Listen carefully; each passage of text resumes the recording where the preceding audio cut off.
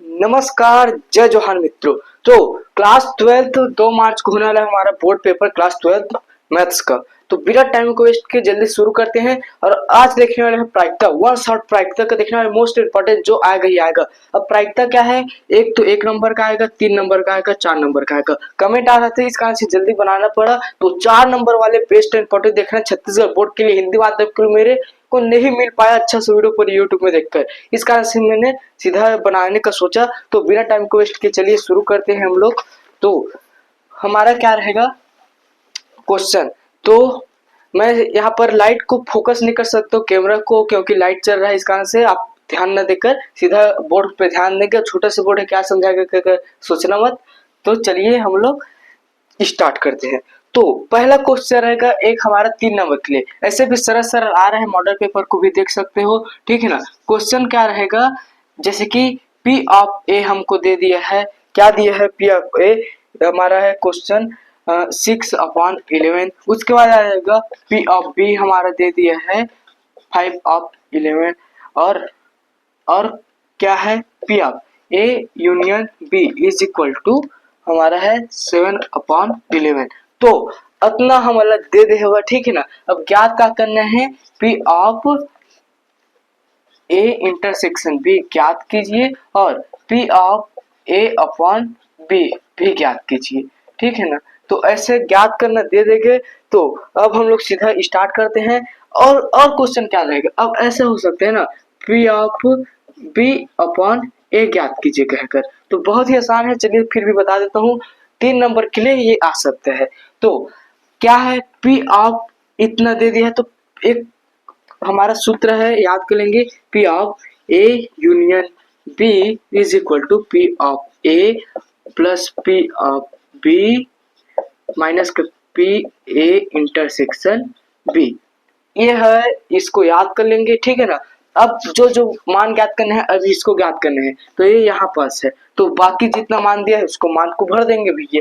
तो 7/11 दे तो 7/11 भर दे वो, ठीक है ना। पी ऑफ ए मतलब 11/6, तो यहाँ पर 5/11 इतना है। अब माइनस का P of A intersection B. अब इसको हल करेंगे, जल्दी से हल कर दे बाबा। तो अपॉन में 11 तो 11, जब हर समान है तो ऊपर के जोड़ दे, तो ऊपर के जोड़ दे। ये भी 11 कच्चू उड़े बाबा। तो P of A intersection B इतना समझ आ गई एक। अब एक लाइन साइड पक्षांतर कर देंगे, तो 11 माइनस का 1 माइनस का P of A intersection B. अब इला हल करेंगे तो क्या होगा, 11 माइनस का 11 एक एक माइनस का पी ए इंटरसेक्शन बी इतना हो गया। उसके बाद इसको हल करके 7 में से क्या रहेगा, 7 4 आएगा, माइनस का 4 अपॉन 11 माइनस का पी ए इंटरसेक्शन बी इतना हो गया। Minus minus cancel. तो P of A intersection B is equal to 4/11।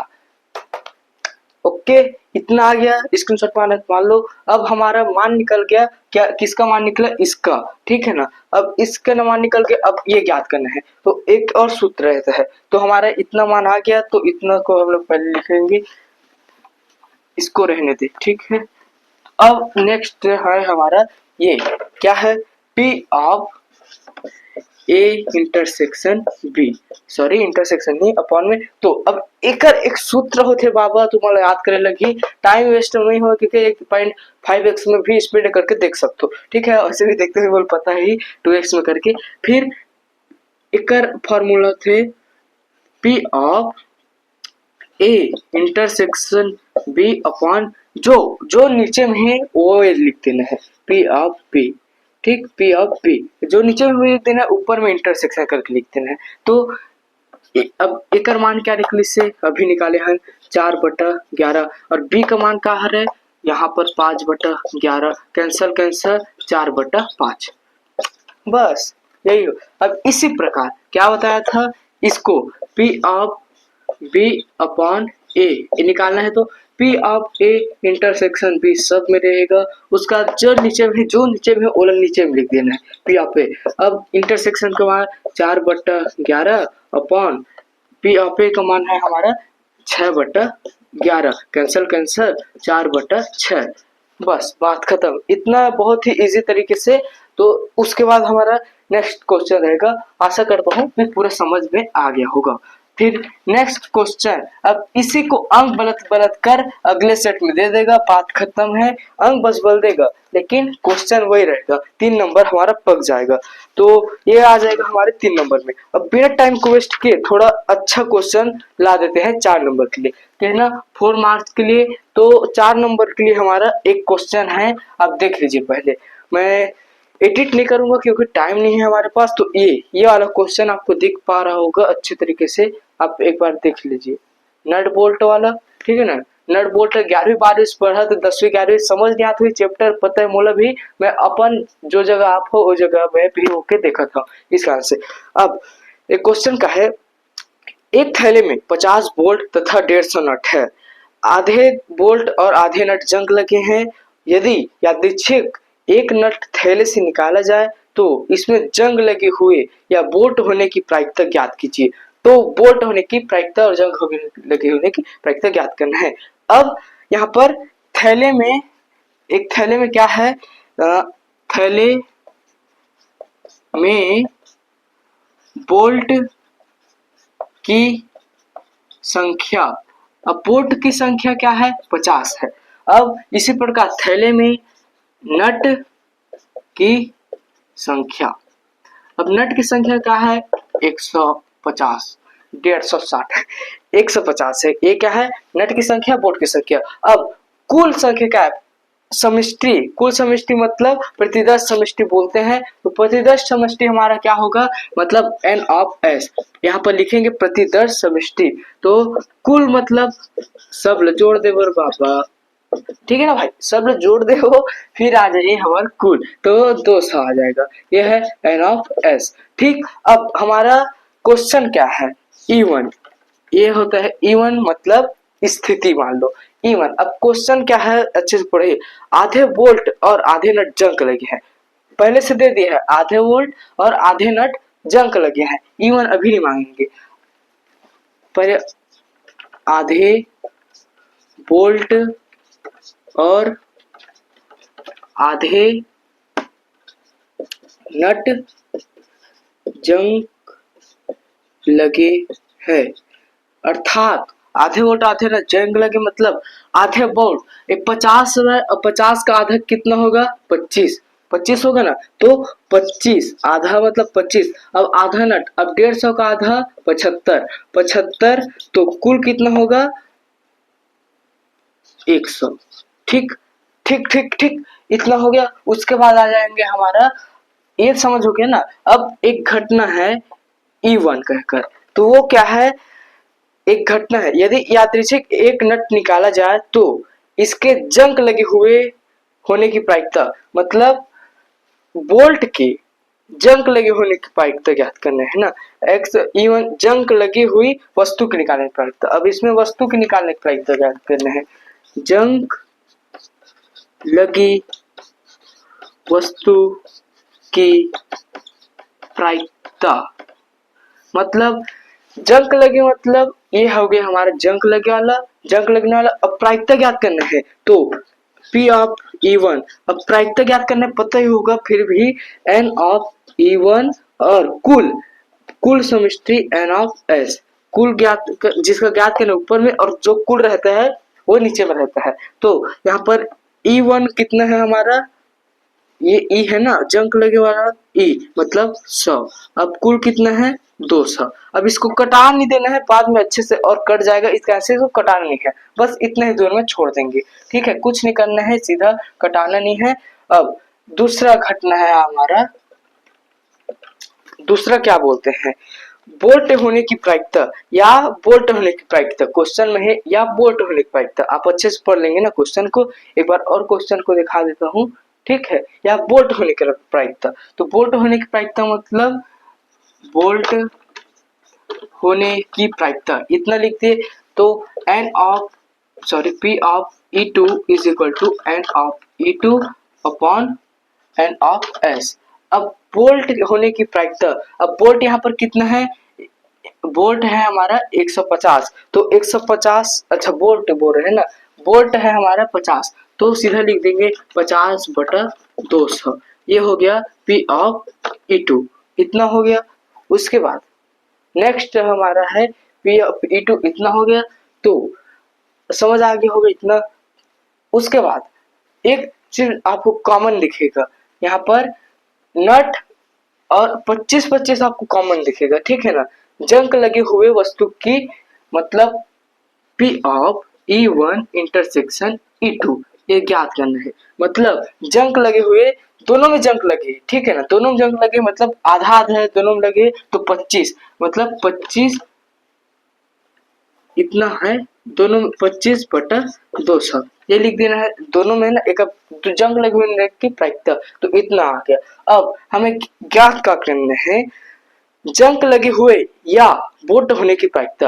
अब या बोला मतलब इंटर यूनियन कर देना है, तो P of E1 union E2 ये ज्ञात करना है। तो अब अभी सूत्र बढ़ा जस्ट पीछे क्या होता है, अब इसका सूत्र क्या होगा हमारा, P of E1 plus P of E2 minus का P of E1 intersection E2।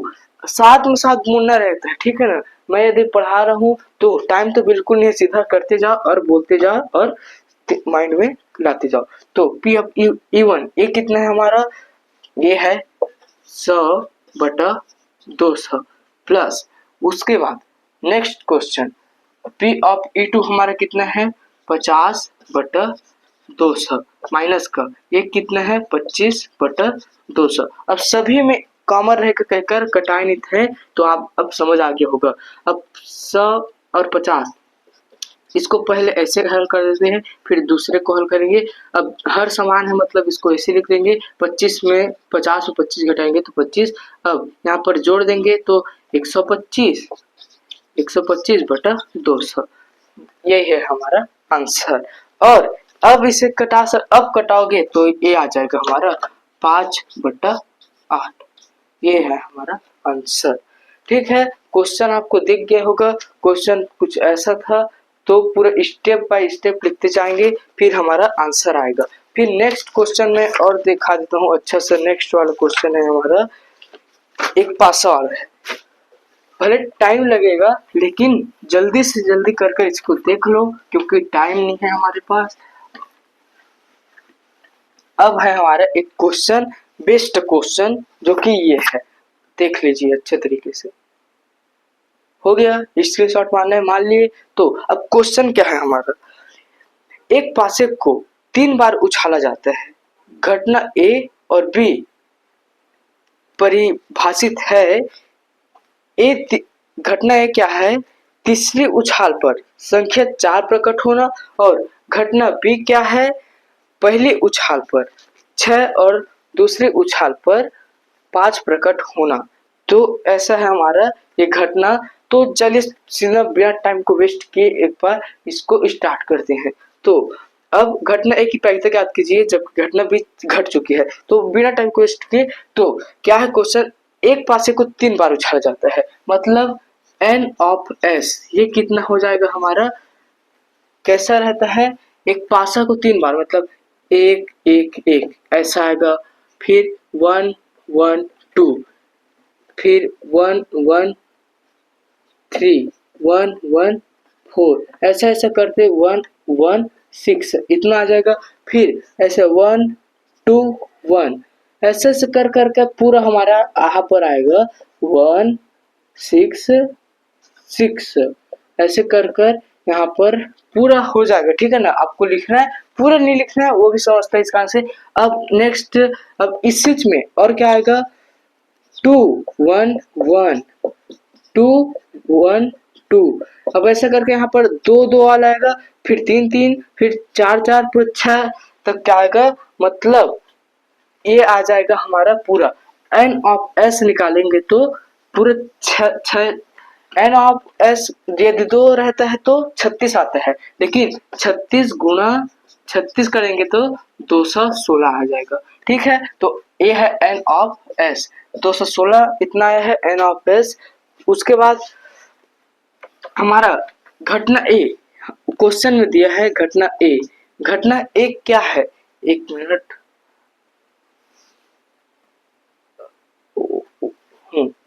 अब क्वेश्चन, अच्छा क्वेश्चन क्या है, घटना ए, तीसरे उछाल में संख्या 4 प्रकट होने की घटना। अब तीसरे उछाल में संख्या 4 प्रकट होना, तो अच्छे से लिख देंगे, तीसरी उछाल में संख्या 4 प्रकट होना, अच्छे से लिख दे, समझ आ गया आपको। फिर अब एन पी ऑफ ए, ये क्या होगा, तीसरे उछाल में संख्या 4 प्रकट हो, तीसरे में बोला तो 1 1 4, ये होगा एक, 1 2 4, 1 3 4, 1 4 4, 1 5 4, 1 6 4, ये हो जाएगा हमारा तीसरी उछाल पर संख्या 4 प्रकट होना। अब एन ऑफ ए, ये कितना होगा हमारा, ये तो स्थिति है ना, एन ऑफ ए है हमारा 6, कितना बार है ये, 6 बार है, ठीक है 6 बार है, इतना हमको पता चल गया। अब दूसरा स्थिति 2, ये क्या है, पहली उछाल पर 6 और दूसरी उछाल पर 5 प्रकट होना, पहली उछाल पर 6 और दूसरे उछाल पर 5 प्रकट होना। एक मिनट, अब ये तो हमारा क्वेश्चन क्या है, तीसरे उछाल पर 4 प्रकट होना, तीसरे में बोल रहा है, ठीक है ना। अब ये और क्या लिख सकते हैं, अब 2 1 4, 2 2 4, ऐसे ऐसे करके पूरा यहाँ पर 6 तक होगा, ठीक है ना। तो ऐसे डॉट डॉट करेंगे अच्छे से, तो 6 1 4 ऐसे ऐसे करेंगे, तो ये कितना हो गया, 6 बार हो गया, मतलब एन ऑफ ए कितना होगा, 36 36। अब बी है बी है हमारा क्या, पहली उछाल पर 6 और दूसरी उछाल पर 5 प्रकट होना। अब एक ऐसा ही लाइन है, उसी को लिखेंगे, पहली उछाल पर, यहाँ पर लिखेंगे पहले उछाल पर 6 और दूसरी उछाल पर 5 प्रकट होना, तो पहले उछाल पर 6 और दूसरे में 5। अब एक लिखेंगे 6 5 2, 6 5 3, अब ये तो ऐसे ही लिखेंगे ना, 6 5 6, ये कितना है हमारा, एन ऑफ बी, ये है हमारा 6 निकल गया, इतना निकाल देंगे, ठीक है, इतना तो हो जाएगा, पता ही है, ठीक, ये समझ आया ना, पहला में 6 आया है और दूसरा में 5 आया है। अब क्वेश्चन क्या है हमारा, अभीष्ट प्रायिकता ज्ञात करना है, एक और है। अब इन दोनों में कॉमन क्या है, ए इंटरसेक्शन, इसको ऐसे करके N of A intersection B, एक कॉमन निकालना है, क्योंकि सूत्र में रखना पड़ेगा हिसाब से। अब दोनों में एक कॉमन दिख रहा है आपको, क्या कॉमन दिख रहा है, यहाँ पर 6 और 5, अब यहाँ पर भी आपको दिखेगा कहीं पर 6 5 और 4, ऐसा कुछ आएगा, ठीक है ना, 6 5 4 आएगा यहाँ पर बीच में, तो यहाँ पर भी है 6 5 और 4, यहाँ पर भी है 6 5 और 4, ये ठीक है 6 5 4, तो इसी को अब एक ही बस है, ये 6 5 4, तो अब ये N of A intersection B, ये है हमारा एक ही तो है ना, इस कारण से अब अभिष्ट प्रायिकता ज्ञात करना है। क्वेश्चन है घटना ए प्रायिकता ज्ञात कीजिए, जबकि घटना बी घट चुकी है, घटना ए की प्रायिकता ज्ञात करना है, किसकी, ए की ज्ञात करना है, बी घट चुका है। अब ये वाला सूत्र तो बताया हूँ, क्या है, N of A intersection B upon N of S, ऐसा रहेगा। अब बी के लिए N of B upon N of S, अब ये दोनों कॉमन रहेगा, एन ऑफ एस, तो इस कट जाएगा, इस कारण से N of A intersection B N of B. अब N of A intersection B हमारा एक है, अब इसको ऐसे कर देंगे, एन ऑफ बी, ये है हमारा एन ऑफ बी, ये है 6, तो 6, बस बात खत्म, यही है हमारा आंसर, बस यही है हमारा आंसर। एक बार और क्वेश्चन देख लीजिए, भले टाइम हो रहा है लेकिन अच्छे से देख लो, ये क्वेश्चन आने वाला है मोस्ट इम्पोर्टेंट, 24 में आया है, तो इस बार पक्का आएगा ही, एक में फंसेगा, तो इस बार थोड़ा सरल सरल आ रहा है, तो ये वाला आएगा। अब मोस्ट इम्पोर्टेंट क्वेश्चन बता रहा हूँ, जो कि फंसने का 90% चांस है, 90 क्या, अब 100% चांस है। अब 100% क्यों चांस है बोल रहा हूँ, क्योंकि 26 बोर्ड बहुत ही इजी आ रहा है। क्या इजी आ रहा है? तो ये वाला 20 में आया है, 22 में आया है, 24 में नहीं आया है, 26 में आएगा। तो क्वेश्चन देख लो भाई, बहुत ही इजी है, छोटा सा भी है और स्क्रीनशॉट मारना है मार लो। तो मोहन 75% प्रक्रमों में तथा सोहन 80% प्रक्रमों में सच बोलता है। उस घटना की प्रायिकता ज्ञात कीजिए जबकि मोहन सच तथा सोहन झूठ बोलता है। अब बहुत ही इसी तरीके से इसको हल करना है, सॉल्व लिखना है। अच्छा, हल लिखना है ना, हम लोग तो हल वाले हैं, तो हल करके हल लिखेंगे। मोहन के सच बोलने की प्रायिकता, मोहन 75% प्रक्रम में है, तो मोहन, ये है मोहन की सच बोलने की प्रायिकता, मोहन के सच बोलने की प्रायिकता क्या है? मोहन के सच बोलने की प्रायिकता पी ऑफ ए मान लेते हैं, मानेंगे ना पी ऑफ ए। तो जो कि है मोहन के सच बोलने की प्रायिकता है 75%।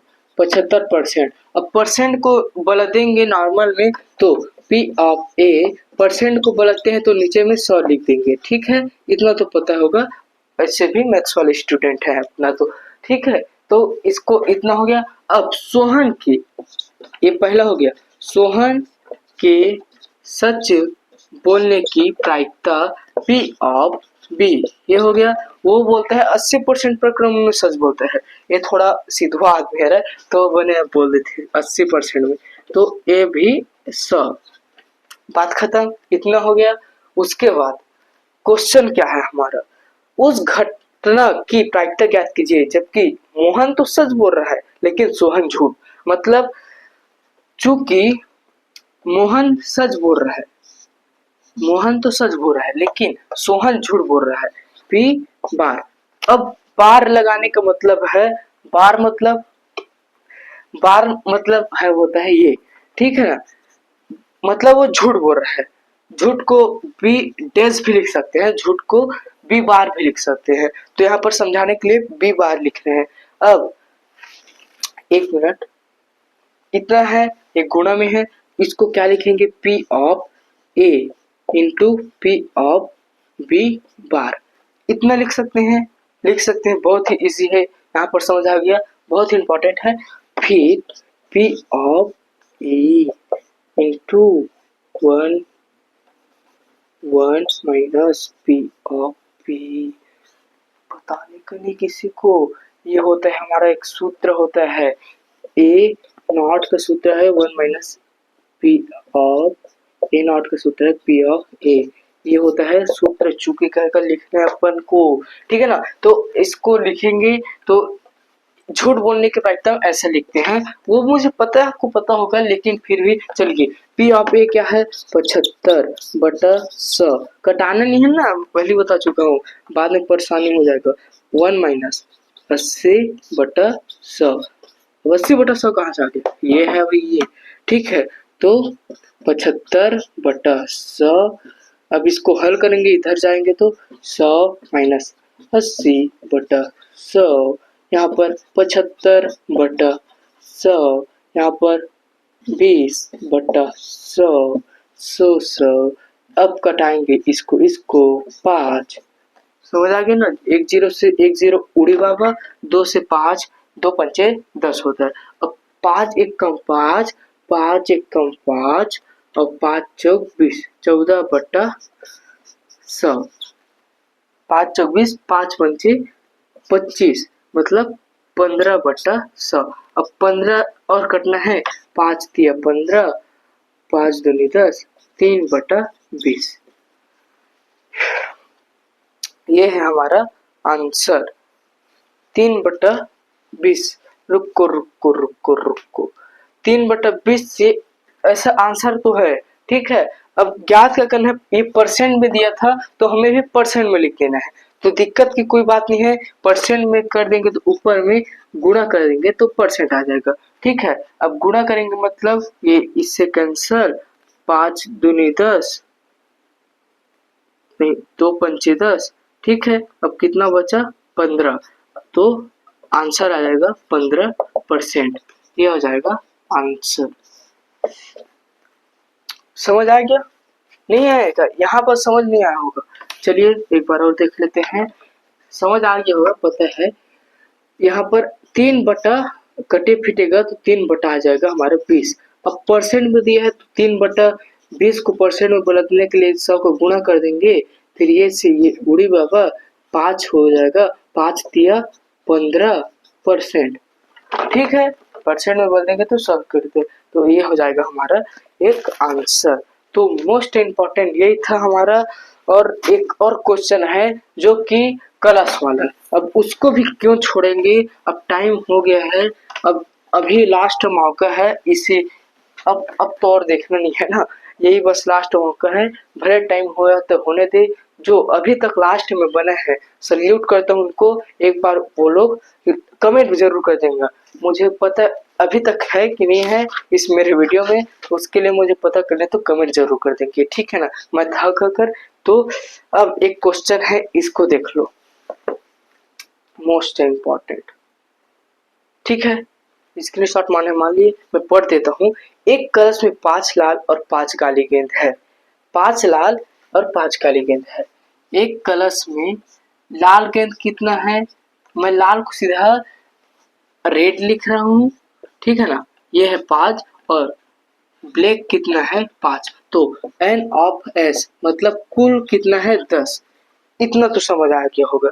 यादृच्छिक एक गेंद निकाली जाती है। यादृच्छिक मतलब वो लोग पता नहीं है ना, निकालते ना अपन से आंखें मुंदी से निकाल के दे दे। आंखें मुंदी से कोई भी निकल के, ठीक है ना, काला भी निकल सकते हैं और लाल भी निकल सकते। तो यादृच्छिक एक गेंद निकाली जाती है। इसका रंग नोट करने के बाद पुनः कलश में रख दिया जाता है। अब रंग नोट कर दिए, काला है लाल है तो उसको रख दिया, ठीक है। पुनः निकाले गए रंग की 2 अतिरिक्त गेंद कलश में रख दी जाती है। अब 2 अतिरिक्त रख दी जाती है तथा कलश में एक गेंद निकाली जाती है। दूसरी गेंद लाल होने की प्रायिकता ज्ञात करना है। अब बिना टाइम को वेस्ट चलिए शुरू करते हैं। लाल गेंद आने की घटना आर तथा काली गेंद आने की घटना बी है। इसको आपको लिख देना है। उसके बाद इसकी प्रायिकता ज्ञात करना है।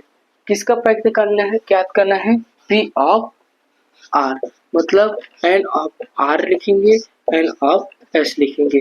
P of 5/10। इतना आपको इजी है, ठीक है ना। अब इसको कटा सकते हैं। अब 1/2। अब इसी प्रकार यदि 2 गेंद रख दी जाए तो लाल गेंदों की संख्या, अब लाल गेंद निकाले उसको प्रायिकता ज्ञात कर जी। अब लाल गेंद निकला, अब उसी रंग के 2 गेंद रख देना है। क्वेश्चन में दिया है उसी रंग के 2 गेंद रख देंगे।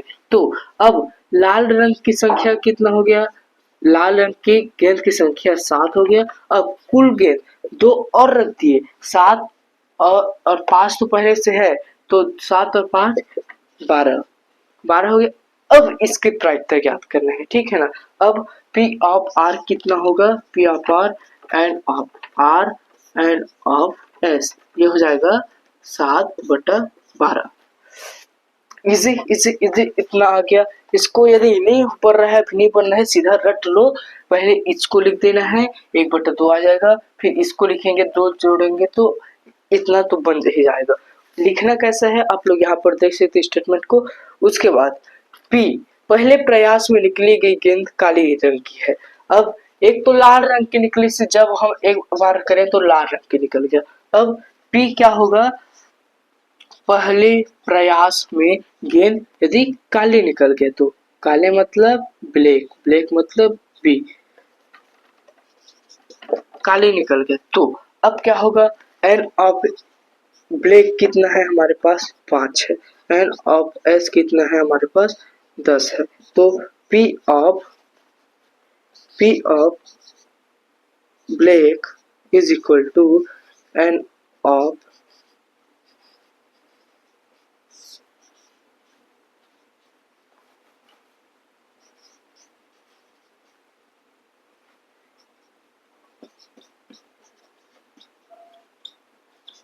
ये इतना हो गया, इतना तो हो गया होगा, ठीक है ना, समझ आ गया होगा।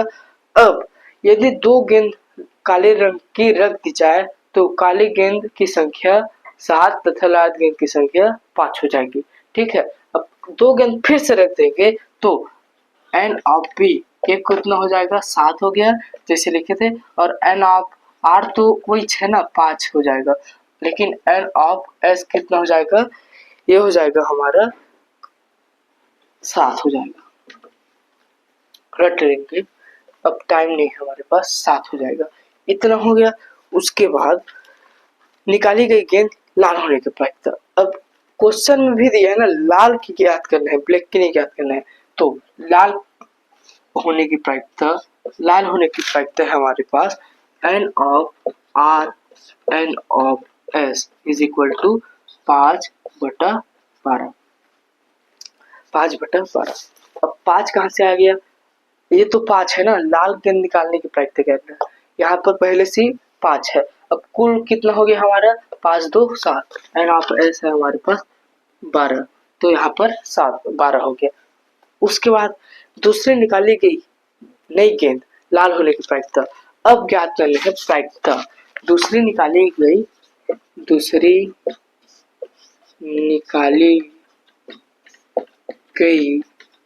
गेंद लाल होने की प्रायिकता।